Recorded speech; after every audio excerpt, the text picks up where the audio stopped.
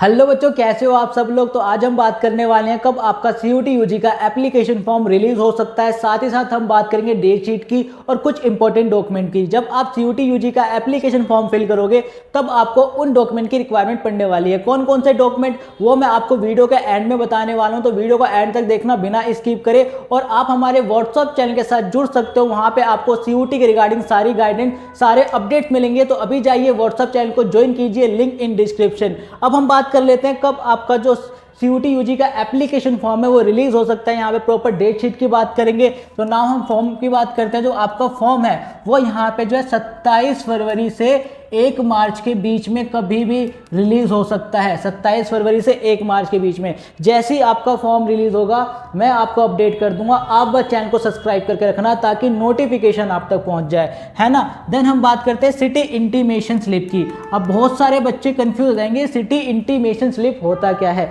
देखो, जब आप CUET UG का एप्लीकेशन फॉर्म फिल करते हो तो वहां पे ऑप्शन आता है सिटी प्रेफरेंस का, यानी आपको किन किन सिटी में एग्जाम देने जाना है, आप किन किन सिटी में एग्जाम देने जा सकते हो। तो वहां पे आप प्रेफरेंस फिल करनी होती है। फॉर एग्जांपल आपने नोएडा रख दिया, दिल्ली रख दिया, गाजियाबाद रख दिया, मेरठ रख दिया, है ना। उसके बाद आपका आता है सिटी इंटीमेशन स्लिप। वहां पे ये लिखा आता है कि आपने जो प्रेफरेंस भरी है ना, उसके अकॉर्डिंग आपका कहाँ पे सेंटर पड़ा है। यहाँ पे पूरा एड्रेस नहीं होता, बस सेंटर का नाम होता है, यानी कि आपका नोएडा में पड़ा है, ठीक है, या गाजियाबाद में पड़ा है, या न्यू दिल्ली में पड़ा है। समझ गए। जो आपका एड्रेस होता है वो आता है आपके एडमिट कार्ड पे। सिटी इंटीमेशन पे एक ही चीज मेंशन होती है, दैट इज सिटी। समझ गए। तो ये आपका जो है रिलीज हो सकता है 30 अप्रैल को, है ना। 30 अप्रैल 2025 को ये आपका सिटी इंटीमेशन स्लिप रिलीज हो सकता है। देन उसके बाद अगर हम बात करें आपके एग्जाम की, यानी आपका एग्जाम कब कंडक्ट करवाया जा सकता है, तो यहाँ पे जो एग्जाम डेट रहने वाली है वो रहने वाली है यहाँ पे 15 मई से 31 मई के बीच में आपका एग्जाम होगा CUET का, है ना। 15 मई से 31 मई के बीच में ये हो गई आपकी डेट शीट। देन उसके बाद अगर हम बात करें उन डॉक्यूमेंट की, जब आप CUET का फॉर्म फिल करोगे तब आपको इन डॉक्यूमेंट की रिक्वायरमेंट पड़ेगी।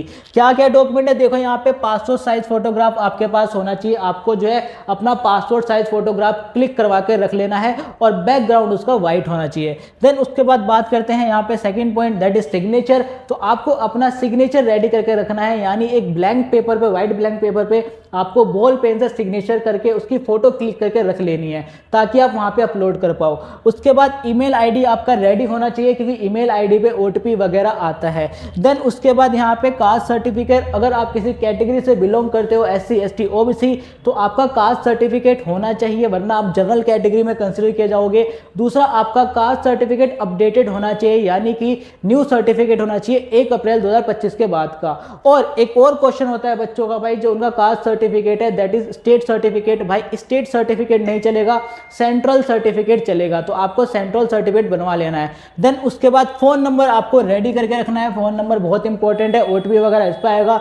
देन उसके बाद यहाँ पे क्लास 10th की मार्कशीट रेडी रखनी है और यहाँ पे क्लास 12th की मार्कशीट रेडी रखनी है। अब एक क्वेश्चन यहाँ पे आएगा बच्चों का कि हम तो क्लास 12th का बोर्ड का एग्जाम दे रहे हैं, हम तो क्लास 12th में अभी अपेयरिंग है, तो भाई आप भी जो है फॉर्म को यहाँ पे फिल कर सकते हो। जिन बच्चों ने क्लास 12th पास कर रखा है वो क्लास 12 की डिटेल डालेंगे।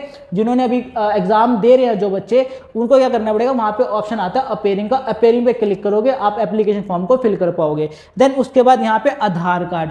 अब आपको अपना आधार कार्ड रेडी रखना है, वो भी अपडेटेड, क्योंकि आपकी जो ID क्रिएट होगी वो आधार कार्ड के थ्रू ही क्रिएट होगी। तो अपडेटेड आधार कार्ड, यानी कि आपका नेम सही होना चाहिए।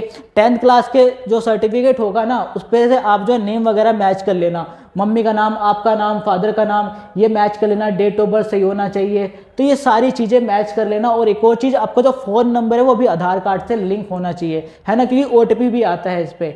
तो ये हो गया, ये आपके इंपॉर्टेंट डॉक्यूमेंट है, इनको रेडी करके रख लेना। फिर भी कोई डाउट वगैरह हो तो भाई कमेंट बॉक्स में कमेंट करके पूछ सकते हो। आई होप आपको ये वीडियो अच्छी लगी। वीडियो अच्छी लगी तो वीडियो को लाइक करना, चैनल को सब्सक्राइब करना और दोस्तों के साथ शेयर करना।